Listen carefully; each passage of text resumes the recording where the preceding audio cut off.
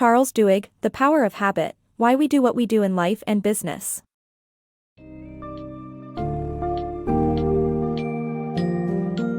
What drives our daily routines and dictates our choices? The Power of Habit, Why We Do What We Do in Life and Business by Charles Duhigg delves deep into the biology of habits, breaking down the individual steps that make up the habit loop, cue, routine, and reward. This eye-opening book explores how habits shape our personal lives, affect our decision-making in the workplace, and even impact entire organizations. As you journey through this revealing exploration, you will learn the importance of keystone habits, how to use our natural craving mechanism to build good habits, and the essential role willpower plays in our lives.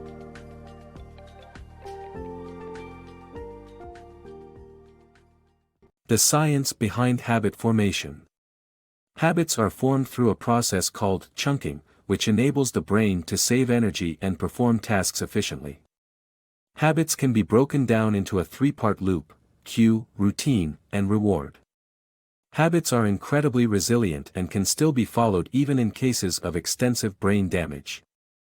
Cravings and the power of habits. Have you ever found it challenging to break a bad habit? The reason behind the power of habits lies in the cravings we develop for the rewards we seek. By understanding the neurological basis of craving, we can learn to create good habits that stick. Companies also harness the power of cravings to create consumer desire, like Pepsodent toothpaste and its cool, tingling sensation. By focusing on the craving and the reward, we can reshape our habits and achieve our goals. Redirecting cravings.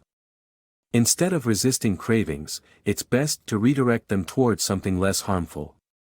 By identifying cues and rewards and changing the routine, former smokers and alcoholics can stay smoke-free and sober. Alcoholics Anonymous, AA, uses the habit replacement method and relies on belief, including spirituality and God, to help participants stay sober, especially during stressful events. Research shows that this method works well, but belief is crucial for resisting relapse. The power of keystone habits.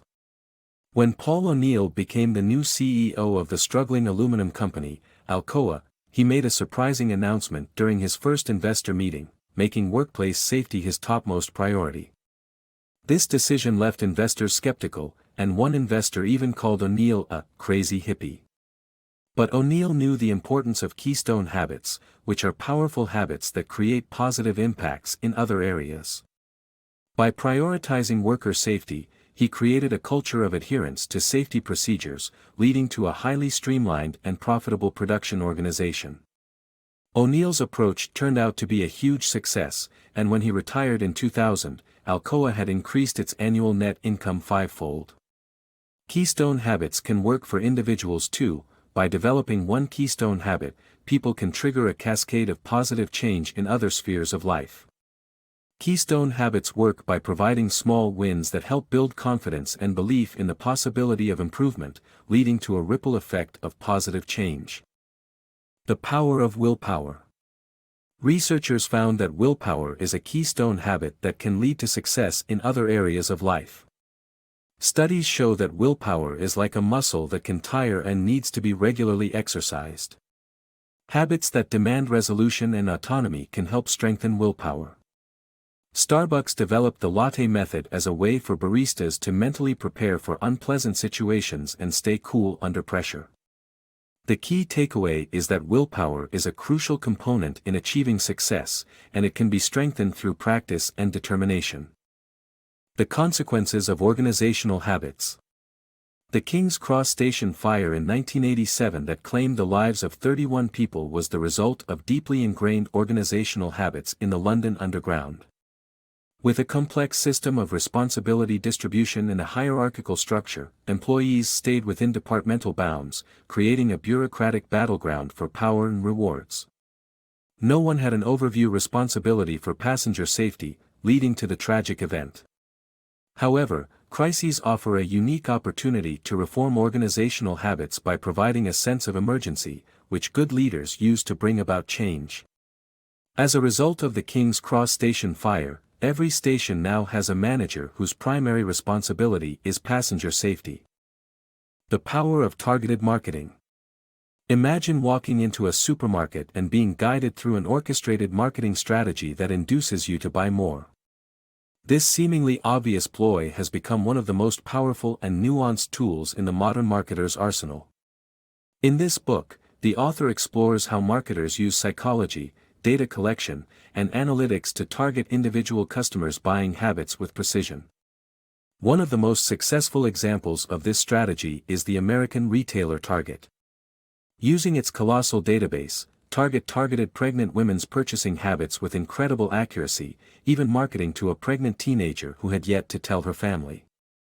Despite some pushback on its invasive approach to marketing, the company's revenues swelled from $44 billion in 2002 to $65 billion in 2009. This summary provides insights into how data and analytics have revolutionized targeted marketing, and how companies like Target have leveraged these technologies to drive sales.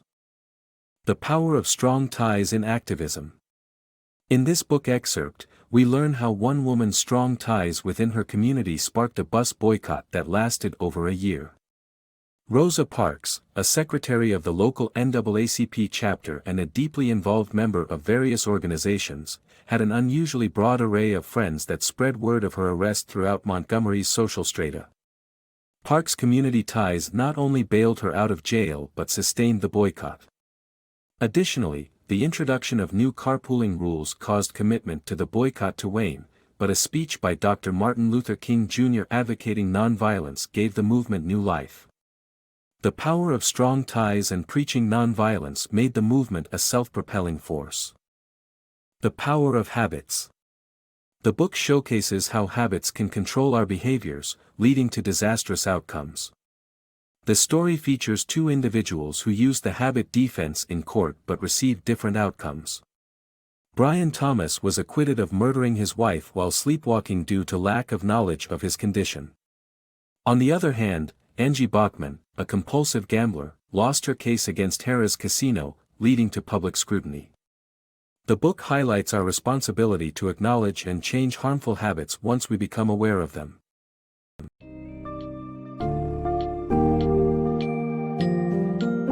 In conclusion, The Power of Habit illustrates the transformative impact that habits have on not only our personal lives but also on the success of organizations and the functioning of society. The book sheds light on ways to tackle bad habits by understanding the neurological basis of cravings, replacing negative habits with positive routines, and harnessing the power of willpower. Additionally, the insights gleaned from this book can help individuals and organizations identify and implement Keystone habits, empowering us to make significant changes in our lives and surrounding environments.